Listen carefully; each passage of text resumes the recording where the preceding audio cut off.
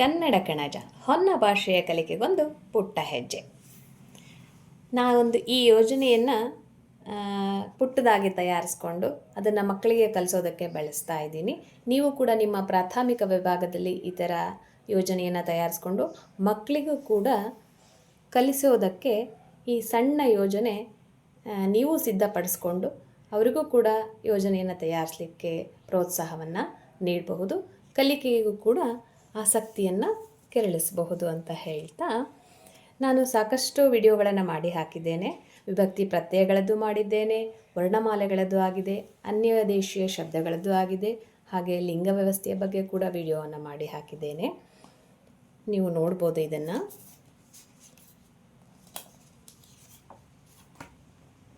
ಸ್ತ್ರೀಲಿಂಗ, ಪುಲ್ಲಿಂಗ, ನಪುಂಸಕಲಿಂಗ ಈ ಥರ ವಿಡಿಯೋ ಕೂಡ ಮಾಡಿ ಹಾಕಿದ್ದೇನೆ. ಹೀಗೆ ಸಂಧಿಗಳದ್ದು ಕೂಡ ಒಂದು ಚಿಕ್ಕ ಯೋಜನೆಯನ್ನು ತಯಾರಿಸಿದ್ದೇನೆ. ಇದನ್ನು ಕೂಡ ಮಕ್ಕಳಿಗೆ ತಯಾರಿಸಲಿಕ್ಕೆ ಹೇಳಿ ಕಲಿಸೋದಕ್ಕೆ ಉಪಯೋಗಿಸಬಹುದು. ಮಕ್ಕಳು ಕೂಡ ಖುಷಿಯಿಂದ ಕಲಿತಾರೆ. ಸಂಧಿಗಳ ಬಗ್ಗೆ ನಾವೀಗ ಒಂದು ಸಣ್ಣ ಮಾಹಿತಿಯನ್ನು ತಗೊಳ್ಳೋಣ. ಮಕ್ಕಳಿಗೆ ಯಾವುದೇ ಒಂದು ವ್ಯಾಕರಣವನ್ನು ಕಲಿಸ್ಬೇಕಾದ್ರೆ ಅದನ್ನು ಸಪ್ರೇಟಾದ ಕ್ಲಾಸಲ್ಲಿ ಕಲಿಸ್ಬೇಕಾ ಅನ್ನೋದೊಂದು ಪ್ರಶ್ನೆ ಬರುತ್ತೆ.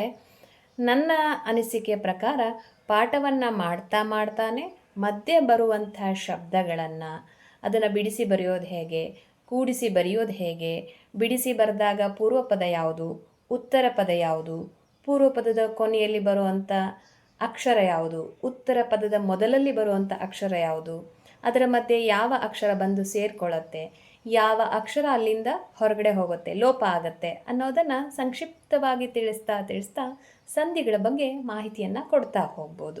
ಅವುಗಳ ಪರಿಕಲ್ಪನೆಯನ್ನು ಕೂಡ ಮೂಡಿಸಬಹುದು. ಇಲ್ಲಿ ಸಂಧಿ ಅಂದರೆ ಉಚ್ಚರಿಸಲು ಕಾಲ ವಿಳಂಬವಿಲ್ಲದಂತೆ ಎರಡು ಅಕ್ಷರಗಳು ಕೂಡುವುದಕ್ಕೆ ಸಂಧಿ ಅಂತ ಹೇಳ್ತಾರೆ ಅಂತ ಹೇಳಿ ಸಂಕ್ಷಿಪ್ತವಾಗಿ ಮಕ್ಕಳಿಗೆ ತಿಳಿಸಬಹುದು. ಸಂಧಿಗಳಲ್ಲೂ ಕೂಡ ಪ್ರಕಾರಗಳಿದೆ. ಕನ್ನಡ ಸಂಧಿಗಳು ಹಾಗೂ ಸಂಸ್ಕೃತ ಸಂಧಿಗಳು. ಕನ್ನಡ ಸಂಧಿಗಳಲ್ಲೂ ಕೂಡ ಲೋಪಸಂಧಿ, ಆಗಮ ಸಂಧಿ, ಆದೇಶ ಸಂಧಿ 3 ಸಂಧಿಗಳು ಬರುತ್ತೆ. ಸಂಸ್ಕೃತ ಸಂಧಿಗಳಲ್ಲಿ ಸವರ್ಣ ದೀರ್ಘ ಸಂಧಿ, ಗುಣಸಂಧಿ, ಎಂಡ್ ಸಂಧಿ, ವೃದ್ಧಿ ಸಂಧಿ, ಜಸ್ತ್ವ ಸಂಧಿ, ಶ್ಚುತ್ವ ಸಂಧಿ, ಅನುನಾಸಿಕ ಸಂಧಿ, ವಿಸರ್ಗ ಸಂಧಿ ಹೀಗೆ ಸಂಧಿಗಳಲ್ಲಿ ಪ್ರಕಾರಗಳನ್ನು ವಿಭಾಗಗಳಾಗಿ ಮಾಡಲಾಗಿದೆ. ಕನ್ನಡ ಸಂಧಿಗಳು. ಕನ್ನಡ ಸಂಧಿಗಳಲ್ಲೂ ಕೂಡ 2 ಪ್ರಕಾರಗಳಿದೆ. ಒಂದು ಸ್ವರ ಸಂಧಿ ಹಾಗೂ ಇನ್ನೊಂದು ವ್ಯಂಜನ ಸಂಧಿ. ಇಲ್ಲಿ ಲೋಪಸಂಧಿ ಮತ್ತು ಆಗಮ ಸಂಧಿಯನ್ನು ಸ್ವರ ಸಂಧಿ ಅಂತ ಹೇಳಿ ಕರೆದ್ರೆ, ಆದೇಶ ಸಂಧಿಯನ್ನು ವ್ಯಂಜನ ಸಂಧಿ ಅಂತ ಹೇಳಿ ಕರೀತಾರೆ. ಅದರ ಬಗ್ಗೆ ಸ್ವಲ್ಪ ವಿವರಣೆಗಳನ್ನು ನೋಡೋಣ. ಹೀಗೆ ಲೋಪಸಂಧಿ, ಆಗಮ ಸಂಧಿ ಹಾಗೂ ಆದೇಶ ಸಂಧಿ ಹೀಗೆ ನಾನು ಯೋಜನೆಯನ್ನು ತಯಾರು ಮಾಡಿಕೊಂಡಿದ್ದೇನೆ. ಇಲ್ಲಿ ಲೋಪಸಂಧಿ ಮತ್ತು ಅದರ ನಿಯಮವನ್ನು ಕೂಡ ಬರೆದಿದ್ದೇನೆ. ಹಾಗೆ ಲೋಪಸಂಧಿಯ ಉದಾಹರಣೆಯನ್ನು ಕೂಡ ಅಲ್ಲಿ ಕೆಳಗಡೆ ಬರೆದಿದ್ದೇನೆ. ಲೋಪಸಂಧಿ ಅಂದರೆ ಸಂಧಿ ಕಾರ್ಯ ನಡೆಯುವಾಗ ಒಂದು ಅಕ್ಷರ ಬಿಟ್ಟು ಹೋದರೆ ಲೋಪಸಂಧಿ ಅಂತ ಹೇಳಿ ಕರೀತಾರೆ. ಕೇವಲ ಪೂರ್ವ ಪದದ ಕೊನೆಯ ಅಕ್ಷರ ಮಾತ್ರ ಬಿಟ್ಟು ಹೋಗುತ್ತೆ.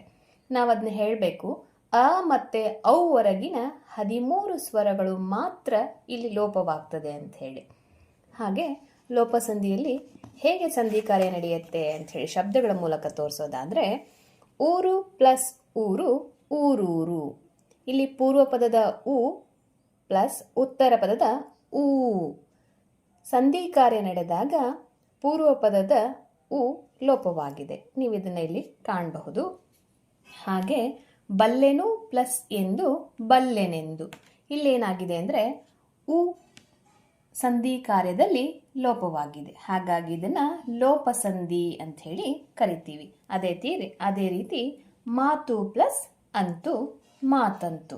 ಇಲ್ಲೂ ಕೂಡ ಪೂರ್ವ ಪದದಲ್ಲಿರುವಂತಹ ಉ ಸಂಧಿ ಪದದಲ್ಲಿ ಲೋಪವಾಗಿದೆ. ಮಾತಂತು ಅ ಮಾತ್ರ ಇಲ್ಲಿ ಉಳ್ಕೊಂಡಿದೆ. ಹಾಗಾಗಿ ಇದನ್ನು ಲೋಪಸಂಧಿ ಅಂತ ಹೇಳಿ ಕರಿತೀವಿ. ಹೀಗೆ ಲೋಪಸಂಧಿಯ ವಿವರಣೆಯನ್ನು ಚಿಕ್ಕದಾಗಿ ನೀವು ನೀಡ್ಬೋದು. 2ನೆಯ ಕನ್ನಡ ಸಂಧಿ ಆಗಮ ಸಂಧಿ. ಆಗಮ ಸಂಧಿ ಹಾಗೂ ಅದರ ನಿಯಮವನ್ನು ಕೂಡ ನಾನಿಲ್ಲಿ ಬರೆದಿದ್ದೇನೆ. ಆಗಮ ಸಂಧಿಗೆ ಉದಾಹರಣೆಗಳನ್ನು ಕೂಡ ಇಲ್ಲಿ ಬರೆಯಲಾಗಿದೆ. ಆಗಮ ಸಂಧಿ ಅಂದರೆ ಸಂಧಿ ಕಾರ್ಯ ನಡೆಯುವಾಗ ಒಂದು ಅಕ್ಷರ ಹೊಸದಾಗಿ ಬಂದು ಸೇರಿದರೆ ಅದನ್ನು ಆಗಮ ಸಂಧಿ ಅಂಥೇಳಿ ಕರಿತೀವಿ. ಉತ್ತರ ಪದದ ಮೊದಲಲ್ಲಿ ಒಂದು ಅಕ್ಷರ ಹೊಸದಾಗಿ ಬಂದು ಸೇರುತ್ತದೆ. ಇದರಲ್ಲಿ 2 ವಿಧಗಳಿದೆ, ಯಕಾರಾಗಮ ಮತ್ತು ವಕಾರಾಗಮ ಅಂಥೇಳಿ.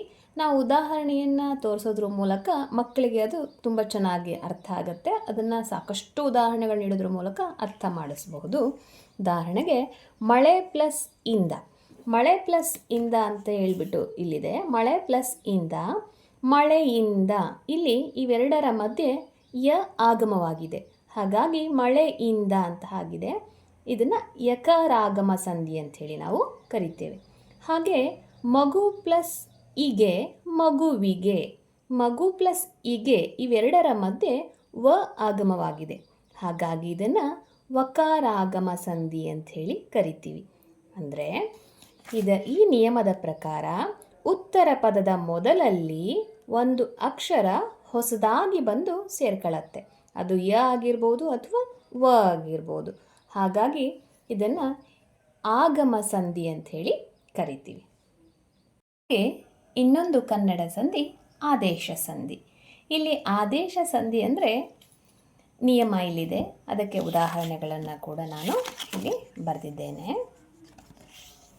ನಿಯಮದ ಪ್ರಕಾರ ಸಂಧಿ ಕಾರ್ಯ ನಡೆಯುವಾಗ ಒಂದು ಅಕ್ಷರ ಹೋಗಿ ಅದರ ಬದಲಾಗಿ ಬೇರೊಂದು ಅಕ್ಷರವು ಬಂದು ಸೇರುವುದಕ್ಕೆ ಆದೇಶ ಸಂಧಿ ಅಂಥೇಳಿ ಕರಿತೀವಿ. ಸಾಮಾನ್ಯವಾಗಿ ಕದಪ ವ್ಯಂಜನಗಳಿಗೆ ಗದಪ ವ್ಯಂಜನಗಳು ಆದೇಶವಾಗಿ ಬರ್ತವೆ. ಇಲ್ಲಿ ನಾವು ಉದಾಹರಣೆ ನೋಡೋದ್ರ ಮೂಲಕ ಅದನ್ನು ಪಕ್ಕಾ ಮಾಡ್ಕೋಬೋದು. ಉದಾಹರಣೆಗೆ ಮಳೆ ಪ್ಲಸ್ ಕಾಲ ಮಳೆಗಾಲ. ಇದು ಪೂರ್ವ ಪದ ಆದರೆ ಇದು ಉತ್ತರ ಪದ. ಉತ್ತರ ಪದದ ಆದಿಯಲ್ಲಿ ಕ ಬಂದಿದೆ, ಸಂಧಿಕಾರದಲ್ಲಿ ಗ ಬಂದಿದೆ. ಕ ಬದಲಾಗಿ ಗ. ಇಲ್ಲಿ ನೋಡಿ ಮೈ ಪ್ಲಸ್ ತೋರು ಮೈದೋರು. ತ ಬದಲಾಗಿ ದ. ಬೆಂಬತ್ತು, ಬೆನ್ ಪ್ಲಸ್ ಪತ್ತು. ಇಲ್ಲಿ ಪ ಬದಲಾಗಿ ಬ ಸಂಧಿಕಾರದಲ್ಲಿ ಆಗಮವಾಗುತ್ತೆ.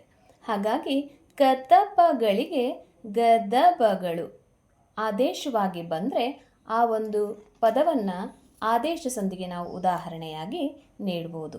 ಹೀಗೆ ಸಂಕ್ಷಿಪ್ತವಾಗಿ ಸಾಕಷ್ಟು ಉದಾಹರಣೆಗಳನ್ನು ನೀಡೋದ್ರ ಮೂಲಕ ಮಕ್ಕಳಿಗೆ ಕನ್ನಡ ಸಂಧಿಗಳ ಬಗ್ಗೆ ನಾವು ತಿಳಿಸಿಕೊಡಬಹುದು. ಮುಂದಿನ ವಿಭಾಗದಲ್ಲಿ ಸಂಸ್ಕೃತ ಸಂಧಿಗಳ ಬಗ್ಗೆ ತಿಳಿಯೋಣ. ಧನ್ಯವಾದಗಳು.